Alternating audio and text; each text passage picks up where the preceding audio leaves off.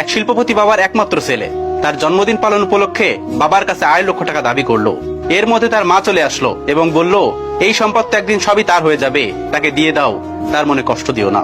বাবা তখন বললেন, আমি তোমার ছেলেকে যদি একটা উড়ান্ত প্লেনের পাইলটের সিটে বসিয়ে আমি সেখান থেকে নেমে পড়ি দায়িত্ব দিয়ে, তাহলে কেমন হবে তুমি বলো?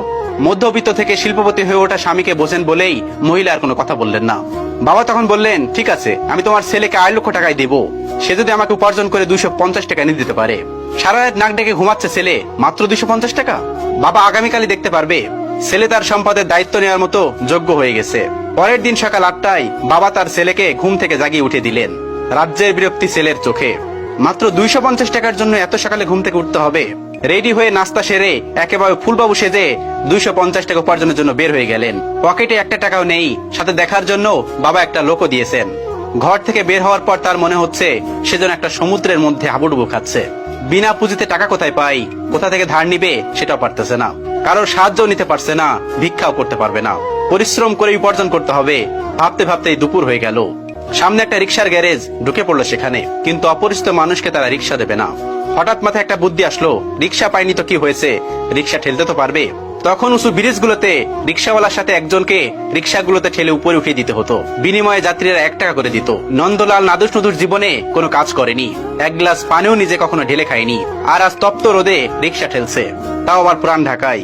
10টা রিক্সা ঠেলে 50 টাকা উপার্জন করলো। 11 নম্বর রিক্সা ঠেলতে গিয়ে হোঁচট খেয়ে হাঁটু গেল ছিঁড়ে। আবার উঠে দাঁড়াতে যাত্রীর হাতে 5 টাকা দিলে চোখে অজর ধারায় কান্না চলে আসলো। ঘন্টাখানেক পর হাঁটুর ব্যথা আর তীব্র হতে লাগলো। বিকেল পর্যন্ত গুনে কেবল 90 টাকা উপার্জন হয়েছে। অবশ্য পেটের খিদা মিটাতে দুপুরে কিছু বনরুটি ও কলা খেয়ে নিয়েছে। প্রচন্ড ক্লান্ত মনে হচ্ছে নিজেকে, শরীর যেন নিজের সাথে প্রতারণা করছে। অবশেষে 90 টাকা নিয়েই ছেলেটি বাড়ি ফিরে গেল। ক্লান্ত শরীরে চোখে পানি নিয়ে বাবার সামনে গিয়ে দাঁড়িয়ে বাবার হাতে 90 টাকা দেয়। বাবাকে জড়িয়ে হু হু করে কাঁদতে কাঁদতে বলল, আমি পারিনি বাবা। তখন মায়ের অজর ধারা গুনগুন কান্না পরিবেশটা আরো ভারী করে তুলছে। ছেলের বিধ্বস্ত ক্লান্ত চেহারা, হাঁটুর কাছে ছেঁড়া প্যান্ট দেখে বাবা একটা গাজল হাসি উপহার দিল। ছেলের কাঁধে হাত রেখে বাবা বলল, এখন তুমি আমার সঙ্গে সায়দাবাদ থেকে হেঁটে বুড়িগঙ্গা নদীর কাছে যাবে। কোনো প্রশ্ন না। 4-4টা গাড়ি থাকতে, 2জন ড্রাইভার থাকতে হেঁটে কেন? ছেলের জিজ্ঞাসা চোখে বাবা বললেন, বাবা, আজকের এই পজিশনে তো আমি একটু একটু করে এভাবে এগিয়ে এসেছি, গাড়ি বা বিমানের গতিতে আসেনি। তুমি তো মাত্র একটা দিন কষ্ট করেছো, একটু ধৈর্য ধরো। ক্লান্ত ছেলের হাত ধরে হাঁটতে হাঁটতে রাত 11:30টার দিকে ব্রিজে পৌঁছালো পিতা এবং পুত্র।